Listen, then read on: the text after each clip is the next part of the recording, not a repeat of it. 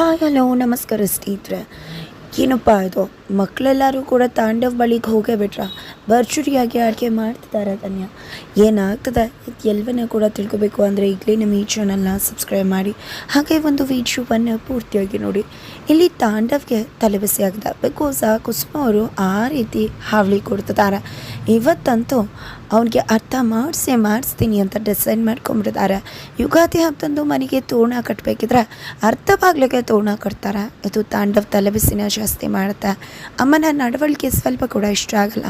ಅಮ್ಮ ಏನು ಮಾಡ್ತಿದ್ಯಾ, ಪೂರ್ತಿ ತೋರಣ ಹಾಕೋದ್ರ ಬದಲು ಅರ್ಧ ತೋರಣ ಯಾಕೆ ಹಾಕಿದ್ಯಾ ಅಂದಾಗ ಯಾರಪ್ಪ ಅಮ್ಮ ಅಂತಿರೋದು, ಭಿಕ್ಷುಕ್ರ ಅಂತ ಕಾಲು ಎಳಿತಾರೆ. ನಂತರ ಪೂರ್ತಿ ತೋರಣ ನಾವು ಯಾಕೆ ಹಾಕಬೇಕು, ಅರ್ಧ ಮನೆ ನಮ್ಮದು, ನಮ್ಮ ಮನೆಗೆ ನಾವು ತೋರಣ ಹಾಕ್ಕೊಂಡಿದ್ವಿ, ನಿನ್ನ ಮನೆಗೆ ನೀನು ತೋರಣ ಹಾಕು ಅಂತ ಹೇಳ್ತಾರೆ. ಜೊತೆಗೆ ನಿನ್ನ ಪ್ರಶ್ನೆಗಳಿಗೆಲ್ಲ ಉತ್ತರ ಕೊಡುವಷ್ಟು ಪೂರ್ಸುತ್ತಿಲ್ಲ ನಮಗೆ, ನಮಗೆ ತುಂಬಾ ಕೆಲಸ ಇದೆ, ಇವತ್ತು ಹಬ್ಬ ಬೇರೆ, ಏನೇ ಬೇಕಿದ್ರೂ ಆಮೇಲೆ ಮಾತಾಡೋಣ ಅಂತ ಹೇಳ್ತಾರೆ. ಜೊತೆಗೆ ಅಮ್ಮ ನಿಮ್ಮದು ತುಂಬಾ ಅತಿ ಆಯಿತು, ಮಗನ ಈ ರೀತಿ ದೂರ ಮಾಡಿ ಸುಸ್ಸನ್ನು ಇಟ್ಕೊಂಡು ಈ ರೀತಿ ನಡ್ಕೋತಿದ್ದಾರಲ್ಲ, ಯಾರೂ ಕೂಡ ಈ ರೀತಿ ನಡ್ಕೊಳ್ಳೋದಿಲ್ಲ, ಮಗನ್ನ ಈ ರೀತಿ ತುಚ್ಛವಾಗಿ ಕಾಣೋದಿಲ್ಲ ಅಂದಾಗ ಏನಪ್ಪ ಮಗನ ಹೊಟ್ಟೆಲೋಟದ ಮಾತ್ರಕ್ಕೆ ರಕ್ತ ಸಂಬಂಧ ಆಗ್ತೀಯಾ ಹೊರತು ಮಗ ಆಗಲ್ಲ. ಯಾವಾಗ ಅಪ್ಪ ಅಮ್ಮನಿಗೆ ಮರ್ಯಾದೆ ಕೊಟ್ಟು ಬೆಲೆ ಕೊಟ್ಟು ಅವ್ರ ಮಾತಿಗೆ ಬೆಲೆ ಕೊಡ್ತೀಯೋ ಅವಾಗ ಮಾತ್ರ ನಿನ್ನ ಮಗ ಆಗೋದು, ಸ್ವಲ್ಪ ಅದನ್ನು ಅರ್ಥ ಮಾಡ್ಕೊ ಅಂತ ಹೇಳ್ತಾರೆ. ಆದರೂ ಅಮ್ಮ ಇಟ್ಸ್ ಟೂ ಮಚ್ ಅಂತ ಹೇಳ್ತಿದ್ದಾನೆ. ಅವೆಲ್ಲ ನಮಗೆ ಗೊತ್ತಿಲ್ಲ, ಸುಮ್ಮನೆ ನಮಗೆ ತೊಂದರೆ ಕೊಡಬೇಡ, ಹಬ್ಬ ಮಾಡ್ತಿದ್ದೀವಿ, ಹಬ್ಬ ಮಾಡೋಕ್ಕೆ ಬಿಟ್ಬಿಡು ಅಂತ ಹೇಳ್ತಾರೆ. ನಂತರ ಅಡುಗೆ ಮನೇಲಿ ಭಾಗ್ಯ ಇರಬೇಕಿದ್ರೆ ಕುಸುಮವ್ರು ಕೂಡ ಹೋಗ್ತಾರೆ. ನಂತರ ಪಕ್ಕದ ಮನೆಯವ್ರಿಗೆ ನಮಸ್ಕಾರ ಅಂತ ಹೇಳಿ ಅಲ್ಲೂ ಕೂಡ ರೇಗಿಸ್ತಾರೆ. ಇದ್ಯಾವುದನ್ನು ಕೂಡ ಸಹಿಸೋಕ್ಕಾಗ್ತಿಲ್ಲ ತಾಂಡವ್ಗೆ. ಶ್ರೇಷ್ಠ ಕಾಲ್ ಮಾಡ್ತಾನೆ. ಶ್ರೇಷ್ಠ ಕಾಲ್ ಮಾಡಿ ಅಮ್ಮ ಕೊಡ್ತಿರೋ ಹಾವಳಿನ ಹೇಳ್ತಾನೆ. ಉರ್ಕೋತಿದ್ದಾನೆ. ತಕ್ಷಣ ಶ್ರೇಷ್ಠ ಇದಕ್ಕೆ ಏನಾದರೂ ಸಲ್ಯೂಷನ್ ಕೊಡು ಅಂತ ಹೇಳಿದಾಗ, ಅಯ್ಯೋ ಒಬ್ರಿದ್ದಾರೆ ಯೂಟ್ಯೂಬರ್, ತುಂಬ ಚೆನ್ನಾಗಿ ಅಡುಗೆ ಮಾಡ್ತಾರೆ, ಹಾಗೆ ಸಂಸಾರ ಕೂಡ ಒಂದು ಮಾಡ್ತಾರೆ, ನೀನೇ ಅವ್ರ ಹತ್ರ ಹೋದರೆ ಖಂಡಿತ ನಿಮ್ಮಪ್ಪ ಅಮ್ಮನ್ನ ನಿನ್ನ ಹತ್ರ ಕರ್ಕೋಬೋದು ಅಂತ ಹೇಳ್ತಾರೆ. ಅಡ್ರೆಸ್ ಕೂಡ ಕೊಡ್ತಾಳೆ. ತಕ್ಷಣ ಈ ಕಡೆ ತಾಂಡವ್ ಕೂಡ ಅಲ್ಲಿಗೆ ಹೊರಡ್ತಿದ್ದಾನೆ. ನಂತರ ಈ ಕಡೆ ತಾಂಡವ್ ಅವ್ರ ಮನೆಗೆ ಹೋಗಿದ್ದಾನೆ. ಮನೆಗೆ ಹೋಗಿದ್ದೆ ಈ ಕಡೆ ದಯವಿಟ್ಟು ನನ್ನ ಸಂಸಾರನ ಒಂದು ಮಾಡಿಕೊಡಿ, ನನ್ನ ಹೆಂಡತಿ ಸರಿ ಇಲ್ಲ, ಆಸ್ತಿ ಉಳಿಬೇಕು ಅಂತ ನನ್ನ ಅಪ್ಪ ಅಮ್ಮಂಗೆ ಪೂಸಿ ಮಾಡಿದಾಳೆ. ಪೂಸಿ ಮಾಡಿ ನಮ್ಮ ಅಪ್ಪ ಅಮ್ಮನೇ ನಮ್ಮ ಮನೇನೆ ಎರಡು ಪಾಲು ಮಾಡಿಬಿಟ್ಟಿದ್ದಾರೆ.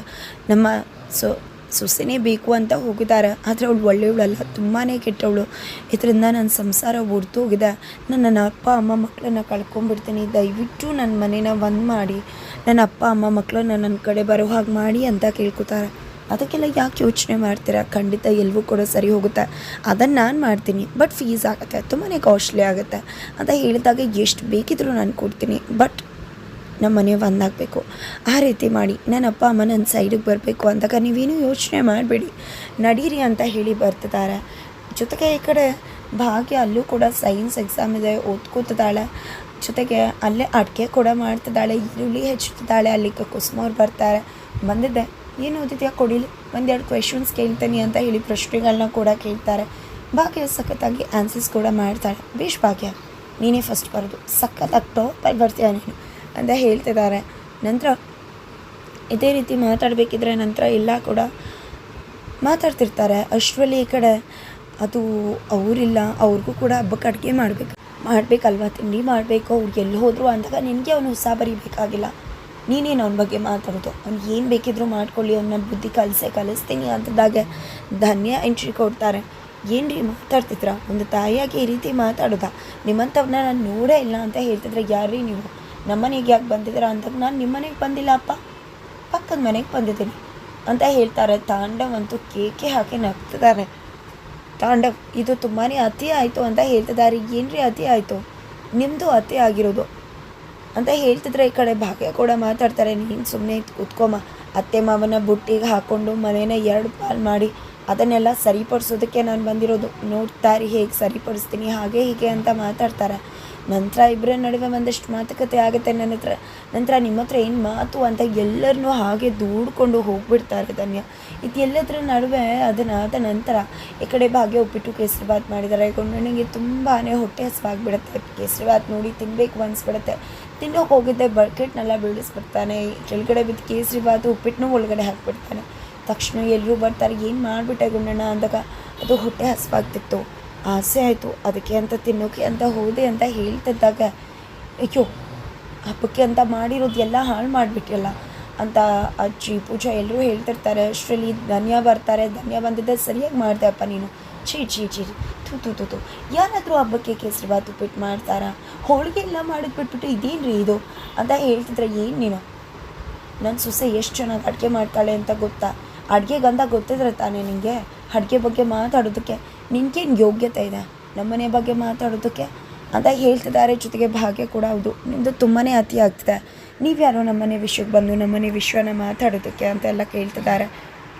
ನಂತರ ಈ ಕಡೆ ಪೂಜಾ ಅಂತೂ ನಾನು ಎಲ್ಲೂ ಇವ್ರನ್ನ ನೋಡ್ತೀನಿ, ಬಟ್ ಎಲ್ಲಿ ನೋಡ್ತೀನಿ ಅಂತ ಗೊತ್ತಾಗ್ತಿಲ್ಲ, ನೋನ್ ಫೇಸು ಅಂತ ಹೇಳ್ತಿದ್ದಾಳೆ. ಫೈನಲಿ ಈ ಕಡೆ ಅಡುಗೆನ ತೆಗ್ದಿದ್ದೆ.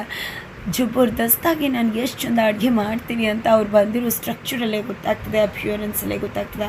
ನಂತರ ಈ ಕಡೆ ಪೂಜಾಗೆ ನೆನ್ಪು ಕೂಡ ಆಗ್ಬಿಡುತ್ತೆ ಅನಿಸುತ್ತೆ, ಅವರು ಮಸ್ತಾಗಿ ಅಡುಗೆ ಮಾಡೋ ಯೂಟ್ಯೂಬರ್ ಅಂತ. ಫೈನಲಿ ತೋರಿಸ್ತೀನಿ ಅಡುಗೆ ಮಾಡಿ ಅಂತ ಹೇಳಿ ಹಬ್ಬದ ಅಡುಗೆ ಮಾಡೋಕ್ಕೆ ಹೋಗ್ತಿದ್ರೆ ಈ ಕಡೆ ಎಲ್ಲರೂ ಕೂಡ ಕೂತ್ಕೊಂಡಿದ್ದಾರೆ. ಬಿಕಾಸ್ ಎಲ್ಲ ಊಟ ಹಾಳಾಗಿದೆ. ನಂತರ ಮಕ್ಕಳಂತೂ ಅಮ್ಮ ನಮ್ಗೆ ಹೊಟ್ಟೆ ಹಸಿತಿದೆ, ತಡ್ಕೊಳ್ಳೋಕ್ಕೆ ಆಗ್ತಿಲ್ಲ ಅಂತ ಹೇಳ್ತಿದ್ದಾವೆ. ಈ ಕಡೆ ಸುನಂದವ್ರಂತೂ ಮಕ್ಕಳು ಮುಖ ನೋಡೋಕೆ ಆಗ್ತಿಲ್ಲ ಅಂತ ಹೇಳ್ತಿದ್ದಾರೆ. ಆ ಕಡೆ ತಾಂಡವ್ ಅಡುಗೆ ಮನೇಲಿ ಭರ್ಜರಿ ಹಬ್ಬದ ಊಟನೇ ನಡೀತದೆ. ಫೈನಲಿ ಲೈನ್ ಹತ್ರ ಬಂದಿದೆ. ಈ ಕಡೆ ತಾಂಡವ್ ನೋಡಿ, ನಿಮ್ಮಮ್ಮ ಏನೇ ಮಾಡಿದ್ರು ಕೂಡ ಇವತ್ತಂತೂ ನಿಮ್ಗೆ ಹೊಟ್ಟೆಗೆ ಊಟ ಹಾಕೋದಿಲ್ಲ, ಅದಕ್ಕೆ ಬಂದ್ಬಿಡಿ ನನ್ನ ಸೈಡು ಅಂತ ಹೇಳ್ತಿದ್ದಾರೆ. ಮಕ್ಳುಗಳು ಕೂಡ ಈ ಕಡೆ ಹೊಟ್ಟೆ ಹಸುವನ್ನ ತಡ್ಕೊಳ್ಳೋಕ್ಕಾಗದೆ ಲೈನ್ ಹತ್ರ ಬಂದು ನಿಂತ್ಕೊಂಡು ಅಪ್ಪನ ಹತ್ರ ಹೋಗೋಕ್ಕೆ ಮುಂದಾಗ್ತಿದ್ದಾವೆ. ಹಾಗಾದರೆ ನಿಜವಾಗ್ಲೂ ಹೋಗ್ಬಿಡ್ತಾರೆ? ಏನಾಗುತ್ತೆ ತಿಳ್ಕೋಬೇಕು ಅಂದರೆ ಈಗಲೇ ನಮ್ಮ ಈ ಚಾನಲ್ನ ಸಬ್ಸ್ಕ್ರೈಬ್ ಮಾಡಿ. ಮುಂದಿನ ವೀಡಿಯೋಗೋಸ್ಕರ ವೇಟ್ ಮಾಡೋದನ್ನು ಮರಿಬೇಡಿ.